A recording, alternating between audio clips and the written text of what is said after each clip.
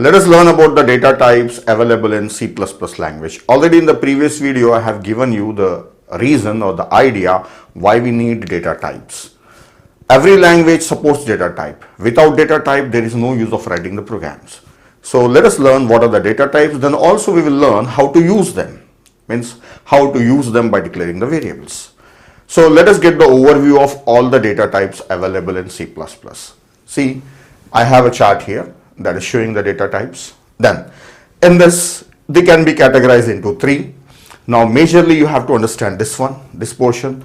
Data types are called as primitive data types. Primitive means in-house, living, right? The one which are living inside C++. So that are directly provided by compiler. So primitive data types are basic data types of C++. They are of three types. That is categorization again. Integral type. Integral means there is no decimal point. Yeah.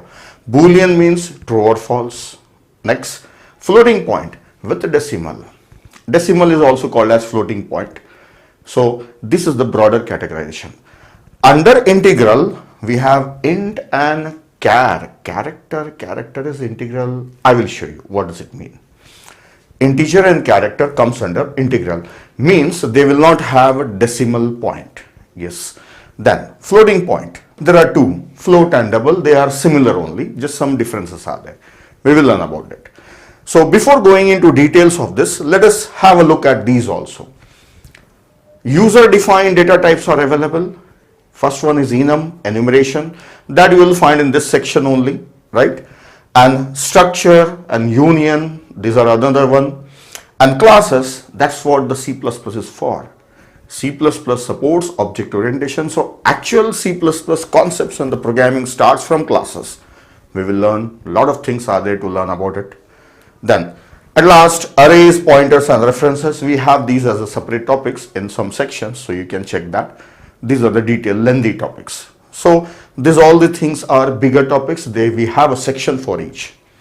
Now in this video, you have to learn these things, data types, and remember now only. That is very important, right? Because every time we'll be using them. So you should be able to recall what does it mean. So here itself you should learn them. Let us see what are the data types. So for those data types, we have to know few things. And among these things, you must remember few things. I'll highlight what are the things that you should remember. Let us look at the table. Data types are integer, float, double, character and boolean. And these are their sizes. Sizes means how many bytes of memory they takes. Like in the previous video, I said that if you take only 1 byte, then we can store a small size number. If you want to store bigger number, then what?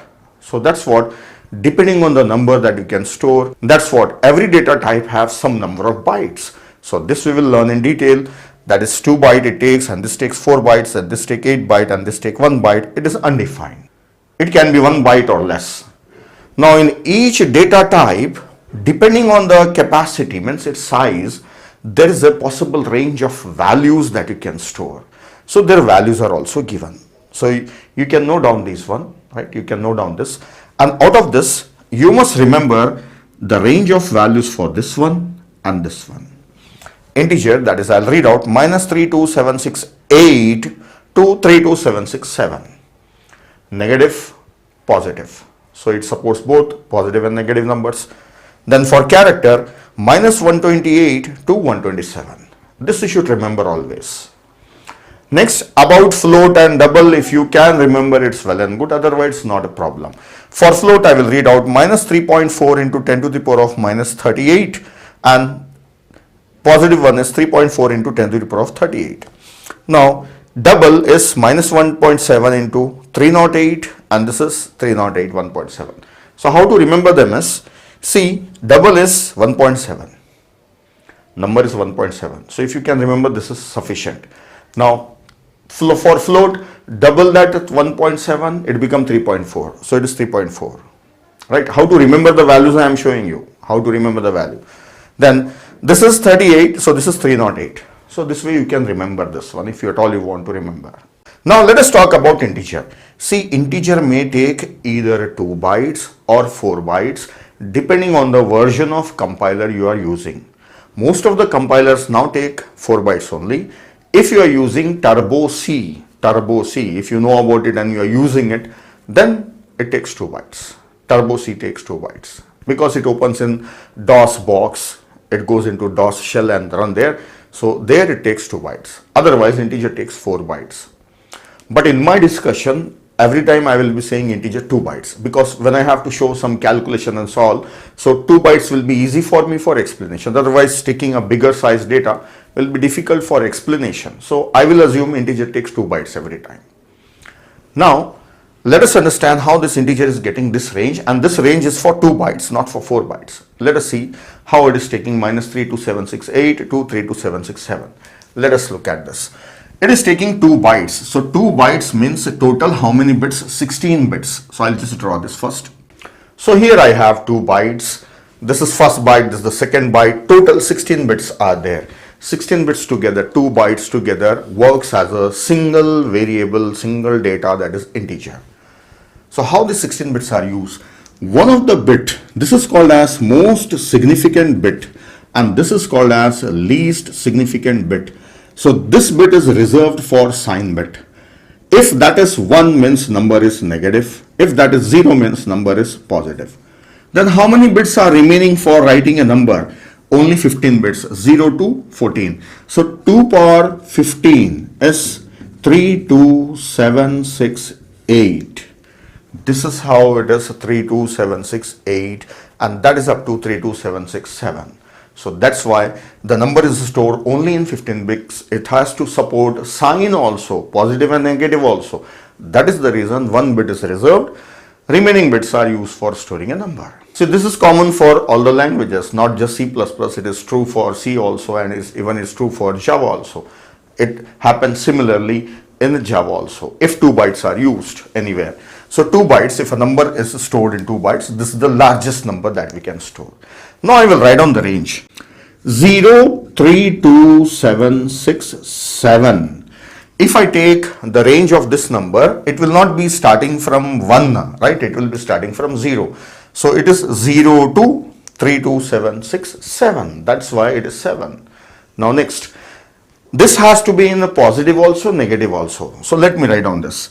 So 0 to 32767, this is positive side. Then 0 to 32767, it is negative side. So this is positive side, this is negative side. In this is negative, means negative 0 will also be there.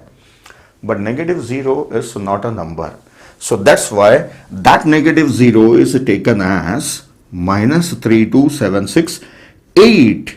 It is assumed as -32768. It happens automatically in binary number form. If the number is negative and largest, then it will be -32768 to 32767. That is the reason we have one number extra here, because that -0 is taken as -32768. That's how it is getting this range. Now this is sufficient for understanding about integer. Now let us come to character. How come character is taking numbers -128 to 127 and it is taking 1 byte? I'll explain you about it. So character takes 1 byte. So in 1 byte, 1 bit is reserved as sign bit. Now remaining how many bits are there? 0 to 6. Total 7 bits are. 2 power 7 is 128. 128 means 0 to 127. Now positive as well as negative. So negative 127, negative 0 will also be there. That is the reason -128 to 127. This is the range of character. Now let us coming to the point. How come a character is a number? See, computer works on binary number system, that is zeros and ones. They understand only zeros and ones, nothing else, right? Then how to represent a character? Character should also be represented in zeros and ones. And those zeros and ones, we understand them as decimal number system. We understand them as numbers. Then how to represent characters? So for character, codes are given. Character codes are given. So let us see what are the codes. The codes are called as ASCII codes or ASCII codes, American Standard Code for Information Interchange. So for every alphabet or every letter in English language as well as the special symbols, there is a code given. So what are those codes? Capital A is represented as 65, number B. and then B is represented as 66. So a number is used for representing character. Now, if you see this is the number 65. If you say no, that is a character, means it is A. So only on the screen the printing will be done as A, but inside the memory it is 65. It's in binary form. That's how the codes are used for representing characters. Capital Z will be 90 and small a is 97 and small b is 98 and goes on. Small z is 122 and 0, letter 0 on the keyboard, if you see, that is also a symbol, character. But we treat it as a number, we use them as number, but everything on the keyboard is a character. So 0 is also character. So for that symbol 0, this is 48 and 1 is 49 and goes on. Last digit 9 is 57. These are the codes. Now one important thing, you must remember these codes. You must remember, this is very important. You have to remember this range, you have to remember this range, and you should remember these codes. This is very important. Alright. Then for other special symbols also codes are available. So you can learn about them. You search in Google, you will find out all the list of characters and their codes available. Search for ASCII codes. Now a little more about data types. I will talk about modifiers. Let us discuss about modifiers. There are two modifiers. Using these modifiers, you can modify these data types as per your requirement. So quickly let us look at this. There are two identifiers. One is unsigned and another one is long.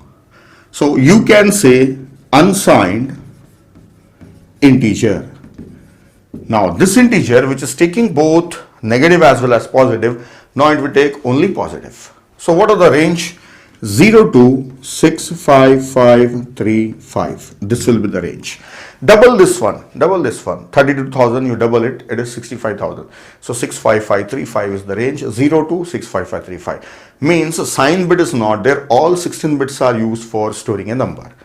Integer become unsigned. So if you don't have any negative numbers and you want to get a bigger range, you have a larger value, then you can go for this. Then you can also say unsigned char. So when you say unsigned character, this range will get double, that is you can store the number 0 to 255. So you can store the numbers also. Now if suppose in a character you have your numbers are very small, instead of storing alphabets you can store number also in a character. So its range becomes this. So unsigned can be used only with integer and character, you cannot use it with any other. Next one is long. Long you can use it with integer. So if integer is taking 2 bytes, then long int will take 4 bytes. And if suppose integer is taking 4 bytes, long int will take 8 bytes, depending on the compiler. Already I told you about integer. Now long can also be taken with double. Long double takes 10 bytes. See, float is for decimal number.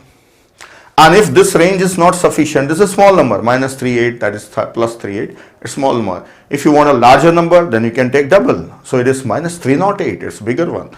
Means this is a very small value and that is very big value, 308, bigger number. If you want still larger, then you can take long double, right? Long float is no meaning because long float itself is double. Then long double you can take. So it will not be 16 byte, it will be 10 byte. So that's all about modifiers. Modifiers, you can use them with limited data types. You cannot use unsigned with everything and you cannot use long with everything. You cannot have long char.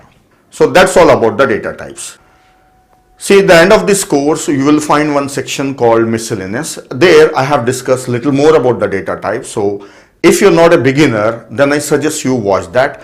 Or if you're a beginner, after completing the course, you watch that section. In that section, some topics are discussed in more detail. So for the beginners, it will be very difficult for them to grasp it. So I have kept them as miscellaneous topic. So I suggest you watch those videos if you want more details about the data types. So there are videos for other topics also under miscellaneous section. Now next we will see Variables. What are variables? Don't miss this video. So in the next video, I will discuss about variables.